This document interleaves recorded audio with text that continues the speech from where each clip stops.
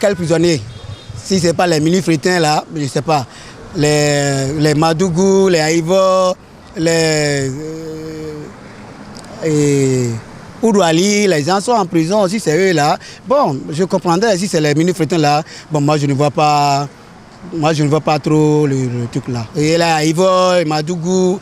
Aïvo, moi, je ne le connais même pas. Madougou, lui aussi. Mais c'est des citoyens béninois. On n'a qu'à penser à ceux-là, on n'a qu'à les libérer. Ils sont aussi des citoyens béninois, non? Je crois que c'est ce cas-là que le président Yahi est allé plaider. Il n'a qu'à les faire sortir.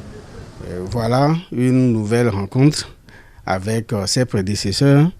Et aussitôt, nous avons constaté qu'il y a eu encore des libérations. Et ce que moi je puis dire, c'est que ces différentes rencontres, quand même, nous donnent l'espoir de ce que le vivre ensemble va revenir. Et nous disons que vraiment, nous pouvons faire confiance au chef de l'État qui n'a que le souci du bien-être de sa population. Je le dis souvent qu'avec le président Patrice Talon, il faut vraiment avoir de la patience. C'est un monsieur qui ne fait pas les choses à la va-vite. En voulant poser un acte, il prend tout son temps, il analyse les contours, les tenants et les aboutissants avant de poser l'acte. Et quand il pose l'acte, ça a toujours d'impact positif. Et il sait écouter son peuple. Il sait écouter son cœur.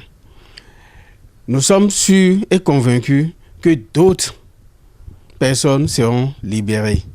Et moi, je passe par votre canal pour vraiment plaider pour des personnes qui ont déjà dépassé la soixantaine et qui sont impliquées dans ces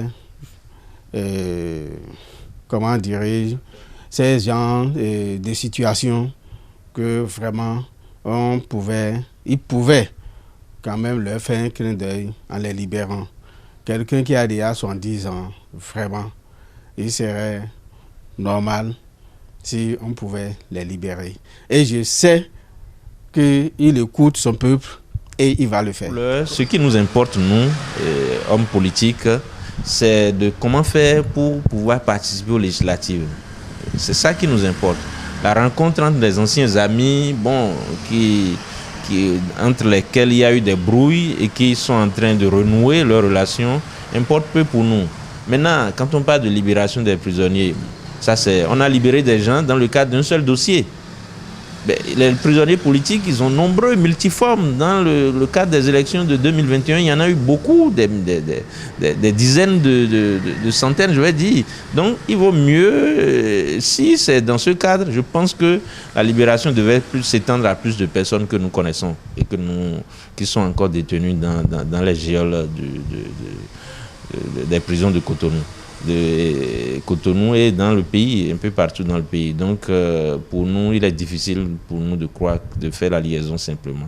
Mais c'est une coïncidence qui peut faire réfléchir.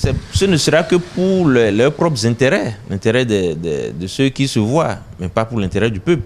Est-ce que le lendemain de leur rencontre-là, les prix des produits qui ont flambé là ont diminué? Est-ce que le prix du carburant a diminué? Est-ce que l'augmentation des salaires qu'on nous a promis est devenue effective? Bon, donc pour nous, c'est un non-événement pratiquement. Et ce qui nous importe, si c'est de cette rencontre, on peut nous dire que bon, on a la garantie désormais que tous les partis politiques pourront participer aux élections législatives à venir de façon équitable, transparente. Bon, je vais saluer ces rencontres et souhaiter que cela se répète. Et vous savez, c'est un dossier d'atteinte à la sûreté de l'État dont le principal commanditaire est déjà en liberté. Donc, cela ne s'expliquait même pas que les autres soient encore gardés. Je pense que c'était une logique qui a été attendue depuis.